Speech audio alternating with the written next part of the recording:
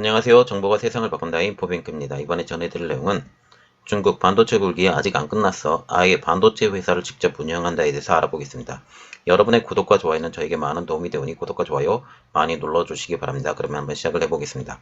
지금 미국의 반도체 때리기는 아주 심하고 있죠. 계속 때리고 있어요. SMIC, 화웨이 이렇게 계속 때리고 있는데 이렇게 계속 때리고 있는 것에 대해서 중국은 계속 당하고 있었거든요. 그런데 지금 현재 방어를 시작을 한다라는 거죠. 방어의 방법으로는 이번에는 공산당이 직접 운영한다라고 지금 말을 하고 있습니다.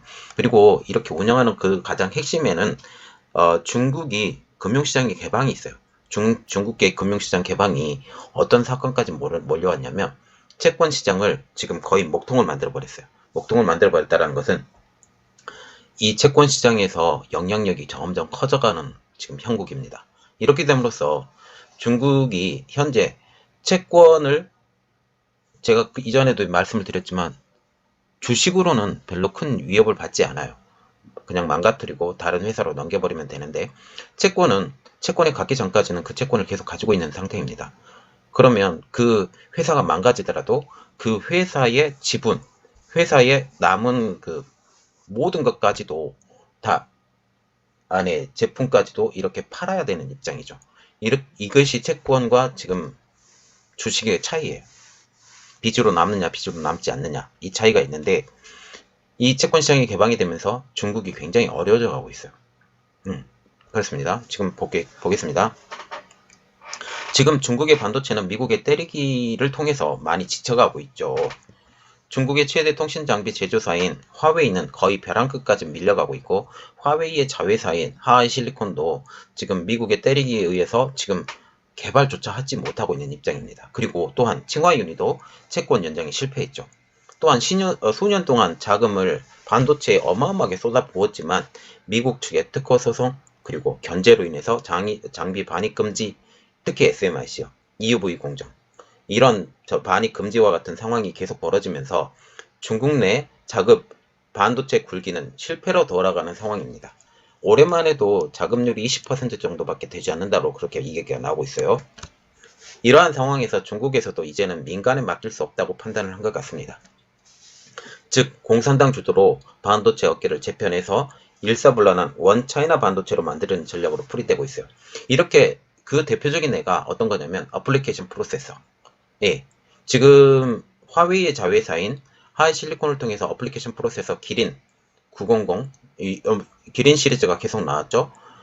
기린 시리즈가 계속 나왔는데 화웨이의 제재가 가해지면서 이렇게 못 만들게 됐죠. 그러면서 어디로 넘어갔냐? 유니SOC로 넘어갔습니다. 유니SOC도 마찬가지로 지금 어떤 현상까지 벌어졌냐면 지금 현재 채권 연장이 안 됐죠. 채권 연장이 안 되면서 이때부터 사람을 빼기 시작을 합니다. 사람을 빼기 시작해서 어디로 넘기냐? 오포로 넘기는 거죠. 오포에서 지금 어플리케이션 프로세스를 지금 하이실리콘에서 유니SOC에서 이 모였던 인원들이 다시 어디로 가느냐? 오포로 움직이면서 어플리케이션 프로세스를 지금 만들고 있는 이런 현상을 보면서 지금 하나의 몸이다. 반도체는 하나의 몸으로 지금 움직이고 있다라고 지금 원 차이나 반도체로 움직이고 있다라는 것을 여실히 증명해주고 있는 게 지금 스마트폰의 핵심 장비인 어플리케이션 프로세스를 보면 알 수가 있습니다. 또한 인적 기술적 파트너를 현재 미국과 가까운 대만에서부터 이제 일본으로 바꾸려는 시도가 지금 뚜렷해 가고 있거든요. 이 내용은 조금 이따가 제가 알려드리겠습니다. 자, 이번에 볼 내용은 칭화윤리의 국유화입니다. 시진핑의 모교로 알려진 중국 국립대 칭화대학이 설립한 칭화윤리는 낸드 플래시 제조업체 양쯔 메모리 그리고 팹리스 업체인 유니SOC를 자회사로 두고 있어요. 특히 유니SOC와 같은 경우는 반도체 설계 분야에서 화웨이의 자회사 하이실리콘과 함께 중국 최고의 톱 클래스로 꼽히는 팹리스 업체입니다. 이 업체마저도 지금 칭화 유니그룹의 어려움을 통해서 사람이 빠져나가고 있는 상황이죠. 이런 반도체 굴기의 핵심 기업이 가지고 있던 칭화윤리가 최근 큰 변화를 겪고 있습니다. 회사채 만기 연장 실패 이틀 전이라고 하면 이미 회사채 만기 연장이 안 된다라는 내용을 알고 있던 내용이에요. 그러면 이날이 어떤 날이냐? 11일이죠. 국유기업 칭화홀딩스의 룽다웨이 공산당 서기가 회사 경영에 참여한다라고 밝힌 날입니다. 현지 언론에서는 그가 곧 공동회장으로 취임한다고 보도를 하고 있죠. 지금까지는 엔지니어 출신인 자오 웨이거 회장이 단독 회장이었어요. 그런데 공산당에서 공동회장을 역임을 한다라고 지금 말하고 있는 거죠. 이번 채권 만기 연장 거절을 통해서 공산당이 직접 반도체를 챙기겠다라는 의지를 드러낸 것입니다. 더 이상 채권 시장에 들어왔던 한머니, 외부 자본에 대해서 휘둘리지 않겠다라는 의지의 표현으로 지금 보이고 있습니다. 현재 중국의 채권 시장은 외부에 활짝 열려 있죠. 이러한 상황에서 중국의 도움 없이는 도저히 단독으로는 개인 회사든 국영기업이든 살아남을 수 없는 상황으로 지금 흘러가고 있어요. 내년에 채권 시장은 더 열릴 것입니다. 중국의 채권 시장은 더 열리기 때문에 중국에서 지금 그 금리가 높죠. 다른 데보다. 이것을 노리고 지금 들어오는 것도 있고 중국의 기업들을 주물딱주물딱 거리기 위해서 들어오는 돈도 있고 이런 지금 현 상황입니다. 이러한 배경에서 중국 공산당이 아예 중국 반도체 산업의 전면으로 나서겠다라는 것이죠. 칭화윤리는 이 일환으로 6월 달에 국유기업 양강산업그룹이 지분 33%의 신규 주주로 참여할 예정이라고 발표를 해버렸어요. 양강산업그룹은 이전에 들어있지 않았던 그룹이거든요. 양강산업그룹이 들어오면서 칭화대, 양강산업그룹, 그 다음에 개인투자 이렇게 세 개로 지금 나눠지고 있어요. 이에 따라서 자오웨이거 회장이 참여한 민간그룹 치엔권 투자그룹의 칭화윤리 지분이 49%에서 33%로 줄고 중국 정부의 지분이 칭화대와 양강그룹 두 개로 지금 나눠지고 있거든요. 그러면서 66.2%가 되어서 사실상 중국 정부가 완전히 지배하는 기업으로 바뀐다라는 것입니다. 그리고 다른 중국 반도체 기업들이 국유화가 되고 있는데요. 첫 번째로 흥신반도체 HSMC 여러분 들어보셨죠? 이 회사가 어떤 회사였냐면 중국 정부에 우리가 EUV 공정을 통해서 반도체 파운드리 회사를 만들겠으니 재정을 지원해달라. 그래서 재정을 지원을 했죠. 재정을 지원하고 공장도 뼈대만 지금 세워놓고 있는 상태인데 EUV 기계는 갖고 있어요. EUV 기계는 갖고 있고 이러한 상황에서 외부 전문가도 들어왔는데도 불구하고 그냥 날라버린 거죠. 날라버렸는데 이 회사를 어떻게 했느냐라는 거죠.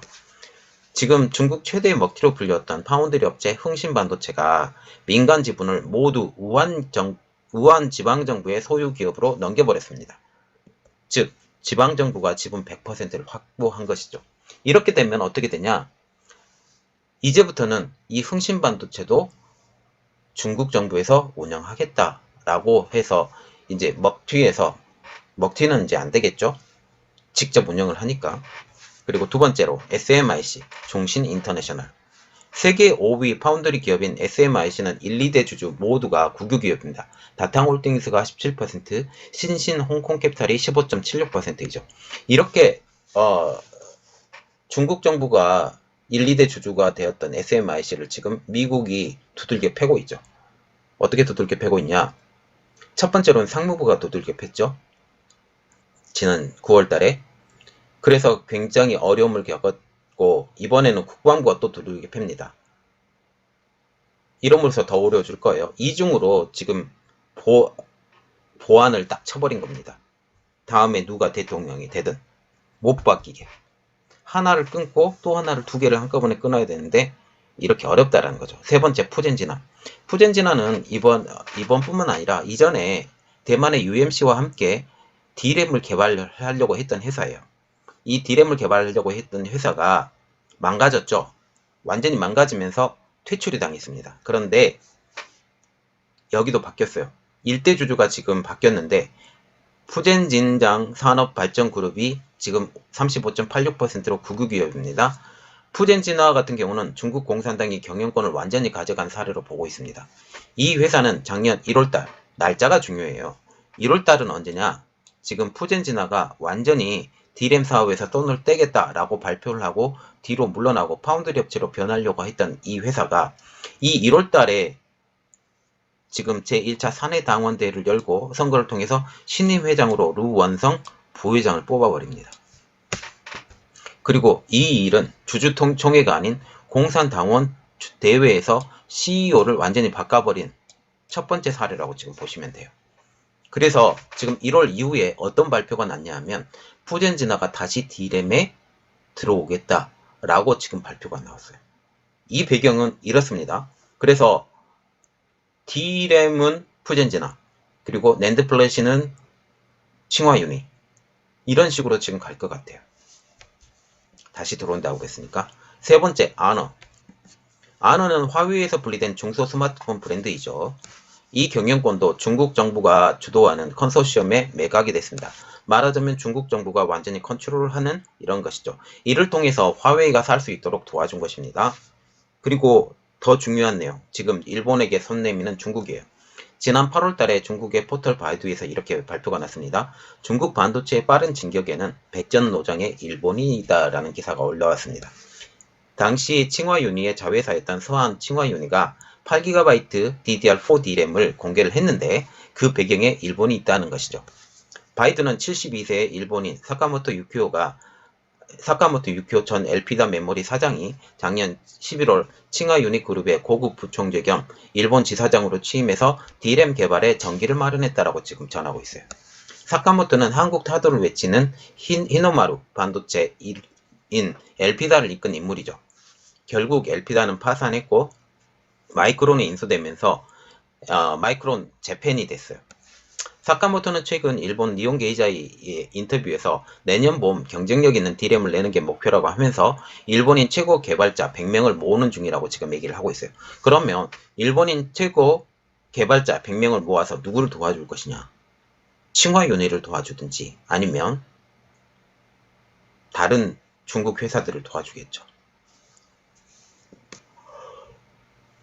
사카모토는 대만인 가오취지안 D램 경영 개발 총괄이 퇴임하자마자 그 뒤를 이은 사람입니다. 가오취지안은 대만 D램 업체인 난야의 CEO를 역임했고 대만 D램의 대부로 지금 불리고 있어요. 여기서 난야라는 회사도 또 중요한데요. 난야는 대만의 기업이고 이전에 D램 분야에서 상당히 이름을 알렸던 회사예요. 지금 많이 쪼그라든 상태이지만 지금 난야가 마이크론 제품을 만들어주고 있어요. 마이크론 제품을 만들어주고 있기 때문에 결국은 이게 다 마이크론하고 다 연결이 돼 있는 상태이죠. 그는 2015년 칭화유니에 와서 128단 적층 3차원 플래시 메모리의 개발 양산을 이끌었던 분입니다. 그런데 이 대만인이 퇴임하고 난 뒤에 일본인이 왔죠. 즉 대만 인재로 한계를 느꼈던 중국이 일본 인재에 러브콜을 보낸 것이죠. 과거 반도체 1위였던 일본은 반도체 사업은 완전히 깡그리 무너졌어요. 지금 소니가 보고 있는 이미지 센서 부분만 빼놓고는 거의 대부분 무너졌습니다. 그렇지만 인재와 기술 그리고 주변 환경들은 일본이 여전히 최고 수준으로 지금 알려지고 있죠. 국내 반도체 기업의 고위 임원은 이렇게 말을 하고 있어요. 중국은 2025년 반도체 작업 70%가 목표였지만 올해는 20%에 그쳤다. 실패를 인정한 중국이 국유화로 장기전을 대비하면서 일본과 연대로 돌파구를 찾는 것이라고 지금 얘기를 하고 있어요. 또한 미국의 인재들도 지금 계속 수입을 하고 있죠.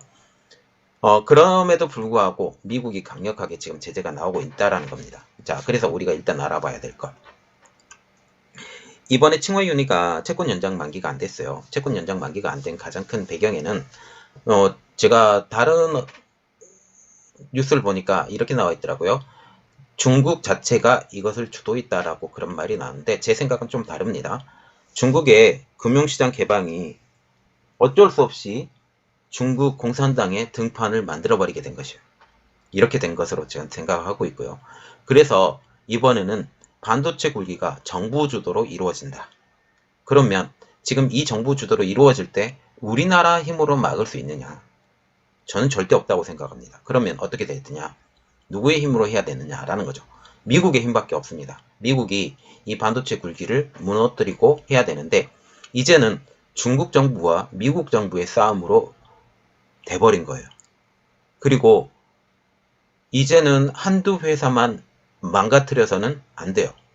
중국의 반도체 기업 하나하나 작은 씹어서 뱉어내야 된다라는 거죠. 왜냐하면 한 몸처럼 이제부터는 움직이기 시작할 것이니까. 이번 내용은 여기까지 했습니다. 저희 내용이 여러분들의 마음에 드신다면 구독과 좋아요 그리고 알람 설정까지 부탁드리겠습니다. 감사합니다.